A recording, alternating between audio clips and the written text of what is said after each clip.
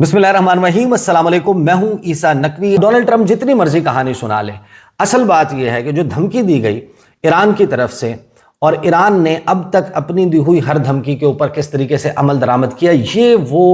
असल मामला है कि जिसकी वजह से डोनाल्ड ट्रंप को इतना बड़ा यू टर्न लेना पड़ा। तेहरान की ऑयल रिफाइनरी के ऊपर हमला होता है। तेहरान में जो ऑयल स्टोरेज डिपोज हैं उनको इसराइल की तरफ से निशाना बनाया जाता है। अगले 2 घंटे में हम ये डेवलपमेंट देखते हैं कि जो इसराइल की हीफा रिफाइनरी है उसके ऊपर ईरान के बैलिस्टिक मिसाइल जाकर लगते हैं और वहां पर तबाही और बर्बादी के मनाजर नजर आते हैं। फिर सऊदी अरब में रास तनूरा के ऊपर हमला होता है जब ईरान की पारस गैस फील्ड को, जो दुनिया की सबसे बड़ी गैस फील्ड है, उसको निशाना बनाया जाता है। ईरान ने वार्निंग दी थी कि हम जवाब देंगे, और उसके चंद घंटे के अंदर जो रास लफान, दुनिया का सबसे बड़ा LNG टर्मिनल है कतर का, उसके ऊपर हमला होता है और उन्होंने ये कंफर्म किया कि हमारा 20 अरब डॉलर का नुकसान हुआ और हमें कितने साल लग जाएंगे इसको वापस बहाल करते हुए। फिर हबशान गैस फील्ड जो है, इसी के जवाब में, पारस गैस फील्ड के जवाब में, हबशान जो गैस फील्ड है जो मुत्तहिदा अरब अमारात की, वहां पर हमला होता है और उसको भी बंद करना पड़ जाता है। इसी तरीके से सऊदी अरब की कुछ ऑयल रिफाइनरीज जो हैं वो अंडर अटैक आ जाती हैं। अब ये जो सारा मामला था, यहाँ तक तो फिर भी अमेरिका बहादुर के लिए काबिल बर्दाश्त था, लेकिन इस जंग में जितनी भी सरप्राइजिंग चीज़ें हुई हैं उसमें से जो सबसे हैरान कुन थी वो है जब नतान्ज के ऊपर, ईरान के न्यूक्लियर प्लांट के ऊपर जिस वक्त हमला हुआ है, नतान्ज की फैसिलिटी के ऊपर हमला हुआ है, तो उसके जवाब में पूरी दुनिया शशदर रह गई, क्योंकि दिमोना और अरद जूइश बॉम्ब जहां पर मौजूद है, जहां पर वो जिसमें वो बड़ा प्राइड लेते हैं, अनडिक्लेयर्ड उनका जो एटमी हथियार मौजूद है, समवेयर बिटवीन 80 to 400 जो एस्टिमेट्स हैं, कम से कम जो अंदाज़ा है वो 80 का है, ज़्यादा से ज़्यादा अंदाज़ा है कि 400 वॉर हेड्स, 400 एटमी हथियार जो हैं वो इसराइल के पास मौजूद हैं, और वो हैं दिमोना और अरद में। ये वो जगह हैं जिनको आप कह सकते हैं कि कुरे अर्ज पर, इस पूरे सरजमीन पर जो सबसे ज़्यादा गार्डेड कोई मकामात हैं, यानी कि जिनकी सबसे ज़्यादा हिफाजत की जाती है, वो दिमोना और अरद हैं। जनूबी इसराइल के वो मकामात जहाँ पर इसराइल के एटमी तनसीबात मौजूद हैं। ईरान वहाँ पर हमला करता, और सिर्फ हमला नहीं करता, उसके जो वीडियो क्लिप सामने आते हैं उसके बाद ईरान की तरफ से ये कहा जाता है कि हमने जानबूझकर अपने मिसाइलों को एग्जैक्ट उस डायरेक्शन में नहीं मारा कि जहां पर कोई एटॉमिक डिजास्टर हो जाता। अगली मर्तबा अगर हमारे किसी एटमी बिजली घर पर या हमारी किसी न्यूक्लियर फैसिलिटी पर हमला होगा तो फिर हमारे मिसाइलों का रुख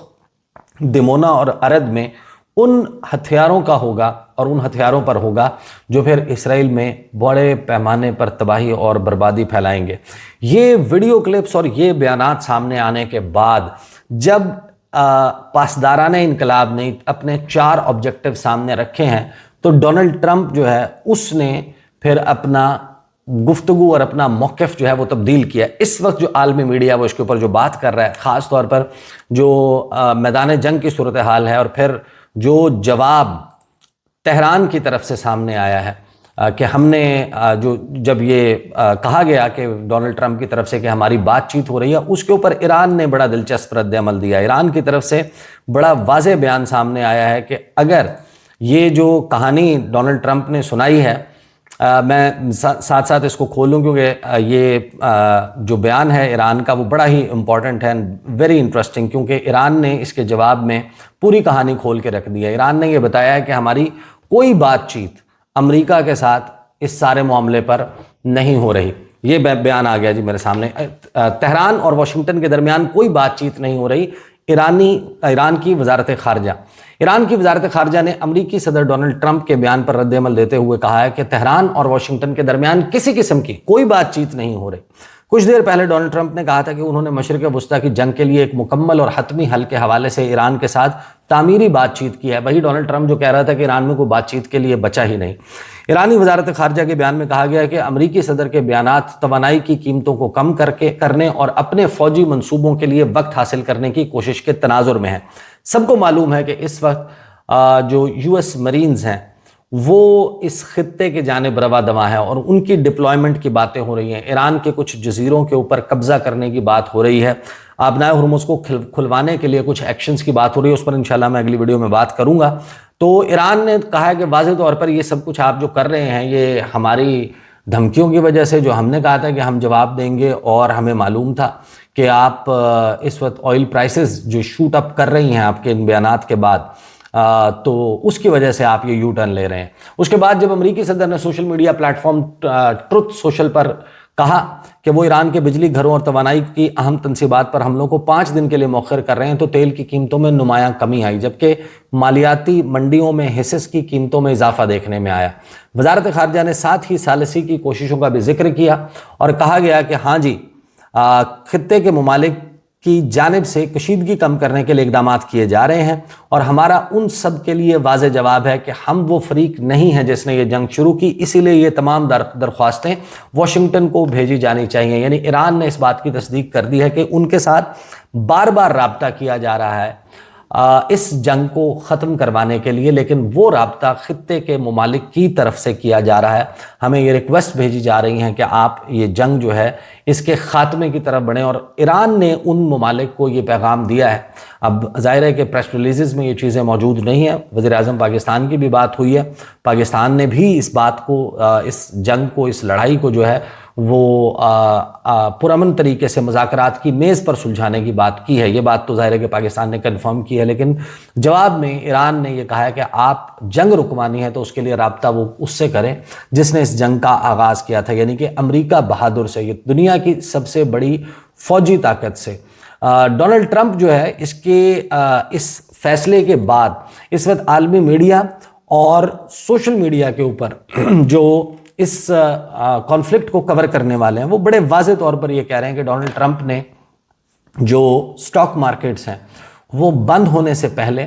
یہ بیان دیا تھا، اور 48 گھنٹے پورے ہونے تک کا اگر انتظار کیا جاتا تو آج پیر کے دن صبح کے وقت جب کھلتی سٹاک مارکیٹس امریکہ کی، تو وہاں پر ایک بہت بڑا بلڈ بات ہوتا۔ وہ میزائل جنہوں نے ایران کے پاور پلانٹس تباہ کرنے تھے وہ تو کبھی 48 گھنٹے پورے ہونے کے بعد داغے جاتے، اور جواب میں ایران کے میزائل داغے جاتے، لیکن جو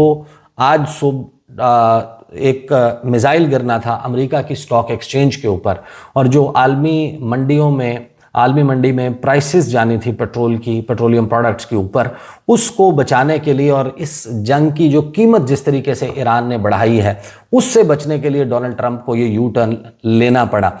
ساتھ ہی جو ان کے عزائم ہیں ان عزائم کے حوالے سے یہ بڑا واضح ہے، جو اقوام متحدہ میں امریکہ کے سفیر ہیں انہوں نے جو بیان دیا ہے اس سے بڑا واضح ہے، جو توانائی کے پلانٹ پر حملہ کرنے کی اور جوہری توانائی کے پلانٹ پر حملہ کرنے کی بات کی جا رہی ہے، اس میں ان کا بیان جو ہے وہ سامنے آتا ہے۔ اقوام متحدہ میں امریکی سفیر مائک والٹس نے بی بی سی کے پروگرام فیس دی نیشن میں کہا کہ ایران کے معاملے پر کوئی بھی آپشن خارج از امکان نہیں، بشمول جوہری توانائی کے پلانٹ پر حملہ، یعنی اس حد تک جانے کے لیے امریکہ تیار ہے۔ ایرانی وزیر خارجہ کا بیان جو ہے وہ بڑا امپورٹنٹ ہے آبنائے ہرمز کے معاملے پر۔ ایرانی وزیر خارجہ عباس عراقچی جو ہیں انہوں نے ڈونلڈ ٹرمپ کی جو 48 گھنٹے میں آبنائے ہرمز کھولنے کی دھمکی تھی اس پہ 3 رد عمل دیے۔ ایک، انہوں نے کہا کہ آبنائے ہرمز بند نہیں ہوا ہے، بحری جہاز ہچکچاتے ہیں کیونکہ بیمہ کنندگان کو خوف ہے کہ ایک من مانی جنگ جو آپ نے شروع کی تھی نہ کہ ایران نے، اس کی وجہ سے جو کاسٹ ہے انشورنس کی وہ بہت زیادہ بڑھ گئی ہے۔ کوئی انشورنس کمپنی اور کوئی ایرانی مزید خطرات سے متاثر نہیں ہوگا۔ احترام کرنے کی کوشش کریں، یعنی آپ ٹرائی ریسپیکٹ، کوشش کریں بجائے اس کے کہ آپ دھمکیوں سے ہمیں متاثر یا مروب کرنے کی کوشش کریں، آپ ہمارے ساتھ ذرا ریسپیکٹفلی بات کر کے دیکھ لیں، یہ آپشن کیوں نہیں استعمال کرتے۔ پھر یہ کہا کہ جو تجارت کی آزادی کے بغیر نیویگیشن کی آزادی ہے، جو فریڈم آف نیویگیشن آپریشنز کی بات ہو رہی ہے، یا جو فریڈم آف نیویگیشن کہا جا رہا ہے کہ یہ سمندری راستہ ہے، اس کو سب کو استعمال کرنے کا حق ہے، انہوں نے کہا کہ اگر ہمیں تجارت کی آزادی نہیں ہے تو نیویگیشن کی آزادی آپ کو نہیں مل سکتی۔ دونوں کا احترام کریں یا پھر دونوں کی توقع نہ کریں۔ اب جو بات چل رہی ہے اس میں ظاہر ہے کہ امپورٹنٹ بات کہ جب ایران نے یہ کہا کہ ہم آبنائے ہرمز کو مکمل بند کر دیں گے تو اس کا مطلب یہ ہے کہ جو چائنا کی طرف، جو جاپان کی طرف، انڈیا کی طرف اور پاکستان کی طرف آئل سپلائی جا رہی ہے وہ بھی نہیں جائے گی۔ اس سے یقیناً امپیکٹ کیا آئے گا کہ یہ ممالک اپنی انرجی نیڈز پوری کرنے کے لیے آلٹرنیٹ سورسز جو ہیں ان کو استعمال کریں گے، اور جب ڈیمانڈ بڑھے گی، چائنا جتنی بڑی مارکیٹ، انڈیا جتنی، پاکستان جتنی، جاپان جتنی جو بڑی مارکیٹ ہے، جب وہ انٹرنیشنل مارکیٹ سے پرچیزنگ کریں گے اس آئل کی، ڈیمانڈ اور سپلائی کی وجہ سے اس کی قیمتیں بہت زیادہ شوٹ اپ کر جائیں گی۔ اور اب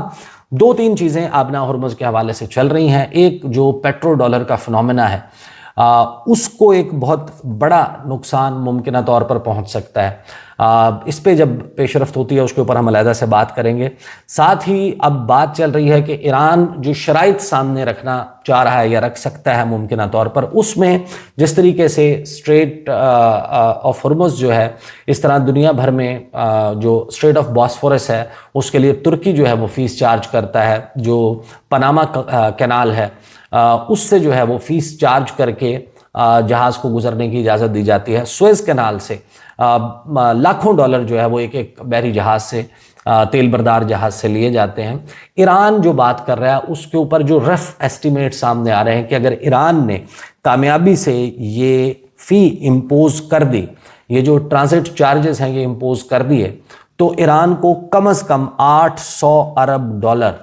پر ایئر، ہر سال 800 ارب ڈالر کا جو ہے وہ فائدہ ہو سکتا ہے۔ ایران اب اس میں کامیاب ہوتا ہے یا نہیں، ریجنل پلیئرز اس میں انٹر ہو رہے ہیں، اس کے اوپر بھی بات کریں گے۔ اور سعودی عرب کے حوالے سے جو ایک بہت ہی اہم ڈیولپمنٹ سامنے آ رہی ہے اس پر اگلی ویڈیو میں بات کریں گے۔ اب تک کے لیے اتنا ہی، اجازت دیجیے، اللہ حافظ۔